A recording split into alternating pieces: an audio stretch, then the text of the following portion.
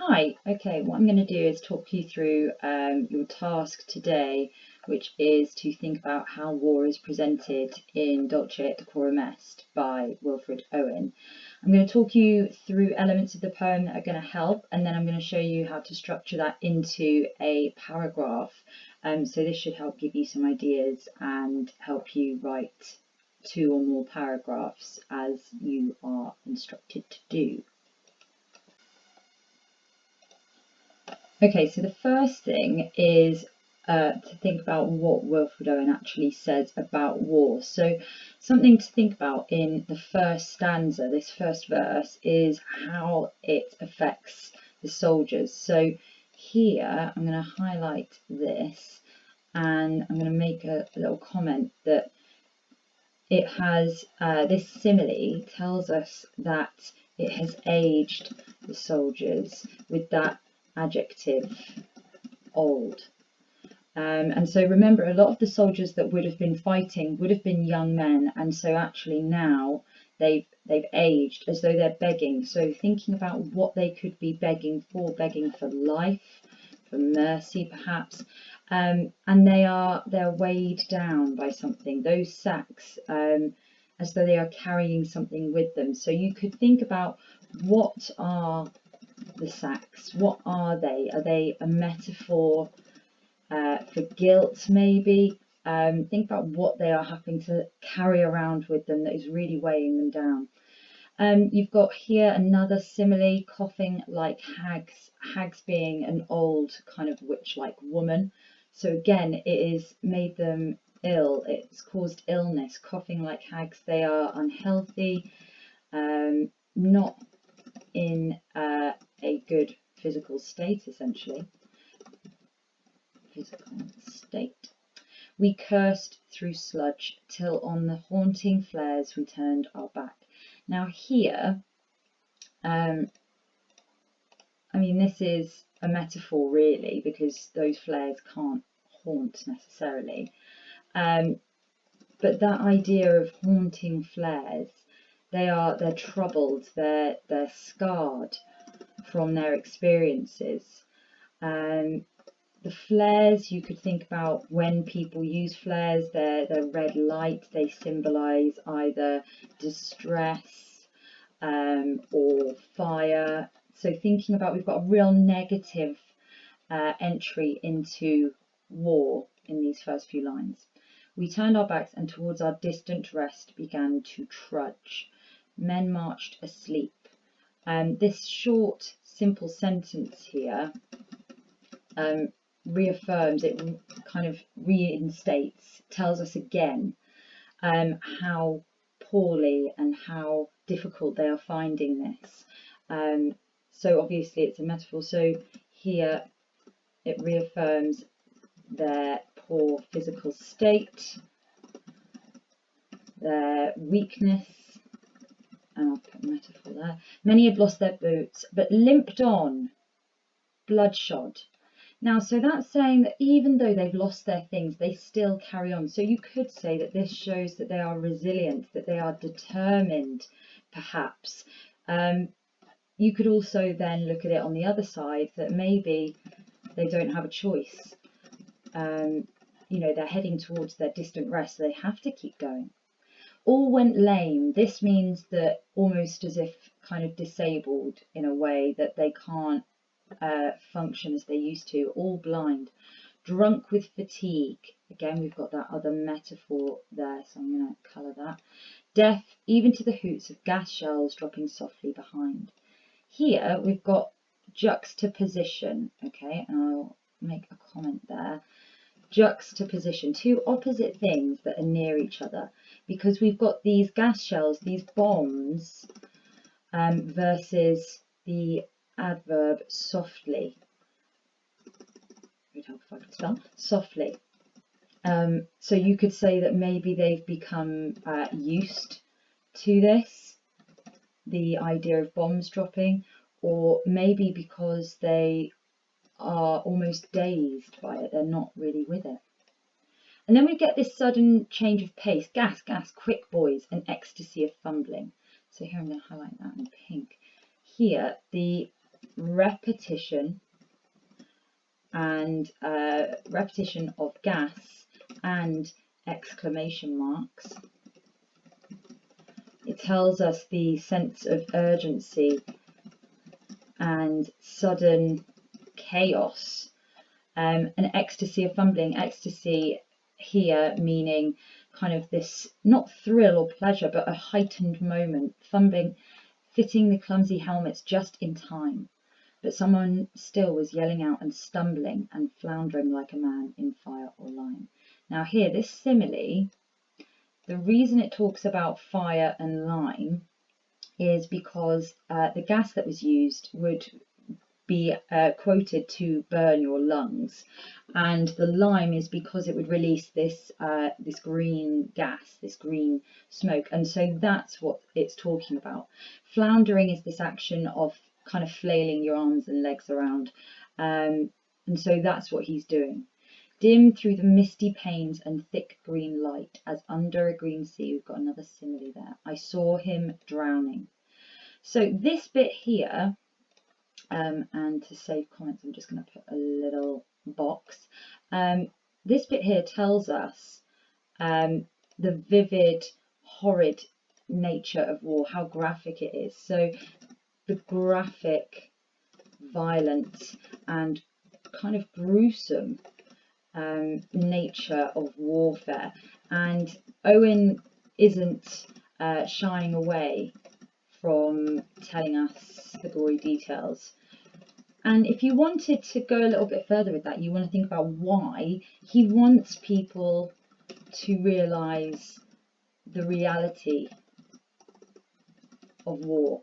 A little fact, so Owen fought in World War One, and he actually died a week before the war ended. And he kind of used his experiences on the front line to inform his writing. And so if you look and think back to when you looked at Jessie Pope's poem, she had never gone to war. That was very early on in war. This was written in 1917. And so this is a completely different perspective, one that would have really hit home with a lot of people and made it very difficult to read. In all my dreams, before my helpless sight, he plunges at me, guttering, choking, and drowning. Here, this list of three, where's my thing? There it is. This list of three verbs. Again, it has that repetition of that ing, guttering, choking, drowning. It's present tense. It's reinforcing, highlighting the pain and distressing scene that Owen is experiencing. If in some smothering dreams you too could pace. Smothering is something where it's preventing the air from getting in. So this personification, essentially slash metaphor, it's quite violent. Again, it's stopping you breathing, it's killing you. You too could pace. We've got some direct speech here. He's talking directly to the reader. Pace behind the wagon that we flung him in. That verb as well, really important. Flung. You could read in that maybe they didn't care about him, but maybe they didn't have time. Maybe they were just so used to it. And watch the white eyes writhing in his face. His hanging face, like a devil sick of sin. Now here, and I'm just going to do another little box here so that you can see. Sorry about this. Here there's a lot to say about this final stanza. So firstly, you could say the fact that he repeats his face shows that it has obviously tormented him, it's stuck with him, and it's haunted Owen, that face, that experience. We've got that simile, like a devil sick of sin, that even the devil, the most evil character, the most evil person, is sick of this war. So here Owen is actually saying that the devil is tired of warfare, that even he doesn't agree with it. If you could hear at every jolt the blood come gargling from the froth-corrupted lungs. Again, we've got that verb gargling and the adjectives, the description of the lungs. It's just so gory, and it's there for effect. Bitter as the cud of vile incurable sores on innocent tongues. Cud is when you are chewing something and you try to swallow it, and if you're being sick and that kind of comes back up, that undigested bit of kind of acidic food, that's what a cud is. And so he's got this horrifically gruesome and sour language going on, which reinforces how badly he perceives this war to be. My friend, you would not tell with such high zest, so that's a lot of energy. To children ardent, desperate for some desperate glory, the old lie, Dulce et Decorum est procactuae mori. Those last two lines they translate to, it is sweet and honourable to die for your country. And it's in Latin, and that was kind of a motto essentially for recruiting the men for the war. So here we've got a lot of sensory language as well, and if you can remember that sensory language means any of the senses, so you can see that we've got to see something, so I'll put all of these ones in grey. If you could hear, we've got hearing. We've got taste, bitter as the cud.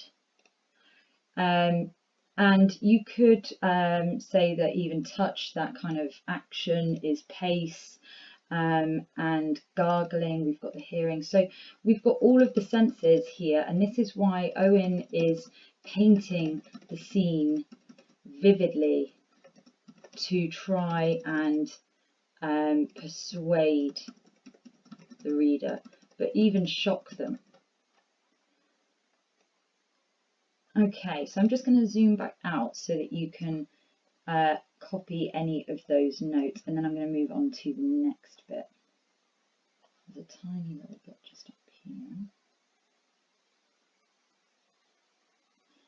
Okay, so hopefully you've had a look through and you've been able to pause what you needed to copy down. What I'm going to do now is just show you a simple method to structure all of those ideas into a paragraph, and I use this technique. So a lot of you know P paragraphs, P-E-E. I've just changed it to P-E-A, so as in like a garden P. I've also put here a little bit of kind of extension that some of you might want to consider. I'm going to do an example for you, and please don't submit this paragraph because I've basically written it, but you can use some of the ideas. And that's something that you could extend and challenge yourself to do. If I teach you, I already probably tried to get you to do that in there. So let's think about how is war presented in this poem. And I'm going to take a slightly different perspective of this. You could talk about these ideas. You could talk about the idea of the soldiers and the effect war has had on them. You could talk about the distressing images that we've seen, the gruesome warfare. You could talk about the harsh reality that Owen describes, that actually it isn't anything like what Pope said, that it isn't a game, that it isn't fun or not as dangerous, that it's not necessarily as wonderful thing as she made it out to be. I'm also going to put here that it's a lie, that it is an untruth, and kind of represented in the wrong way is what I'm trying to say. So an untruth and not exposed for what it is, essentially. So I'm going to talk about this idea that it's a bit of a lie and a bit of a graphic kind of perception. So something a little bit different so that you can use all of these ideas. So you always start off with rephrasing the question. So how is war presented in the poem? In Dulce et Decorum est, war is presented as a graphic and gruesome experience. Perfect. So I've got my topic. I know what I'm going to go on and talk about. I've rephrased the question. You could go on to say, this is supported by the quotation. And then you could do your quote. You could easily do that. What I'm going to do instead is I'm going to embed my quote. So that's where your quote reads as part of the sentence. So I'm going to look back at my notes at what would support my idea that it's graphic. And I'm going to use this list of 3, guttering, choking, drowning. And I'm going to say that Owen's use of 3 consecutive, and that means one after the other, consecutive verbs in 3 consecutive verbs in the poem. I'm going to put my quote just here. Guttering, choking, drowning. Reinforce the horrid nature of the soldier's death. Okay, so this is my evidence. Now I need to analyse it. I need to talk about what is the effect of that language. I've done well because I've already put that it's verbs and that it's a list of 3. So I've done that bit, but now I need to talk about what the effects of that is. So why has Owen used those 3 verbs? So Owen uses this list of 3 to highlight how badly the soldier suffered and how much it traumatized, so troubled, haunted the narrator. And I'm going to put narrator. You could put Owen there because he's writing this poem, but I'm going to use narrator there, the person telling us this story. So that would be fine, and then you would move on to another paragraph. I'm going to go a little bit further and I'm going to tell you how to do these 2. So how would a reader feel? Now you could take that even further, thinking about how would an audience in 1914, 1917, modern day, how would they feel about it? I'm just going to do a generic, kind of an overall. So a reader would be shocked at this event as the soldier's death is very disturbing and painful. Okay, simple. Writer, so why has Owen done it? Owen has done this to shock readers and to show the harsh reality of war. Done. So, not too much to add really, and that would make all the difference in showing how much you understand about the poem. So you can see that I colour coded up here, and what I'm going to do is highlight these in my paragraph so you can see where I put them. So Owen has done this. It's going to be our writer, so that's going to be blue. A reader, it's going to be pink. Owen uses the list of 3. That is our analysis. That's going to be green.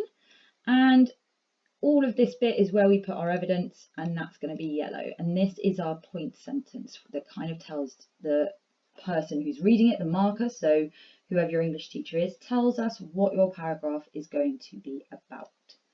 So, a simple summary then, your point sentence should always try to rephrase the question.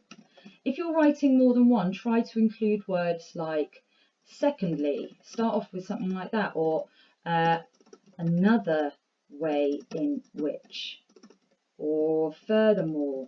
Okay, look up those ideas of connectives. It just makes it less repetitive.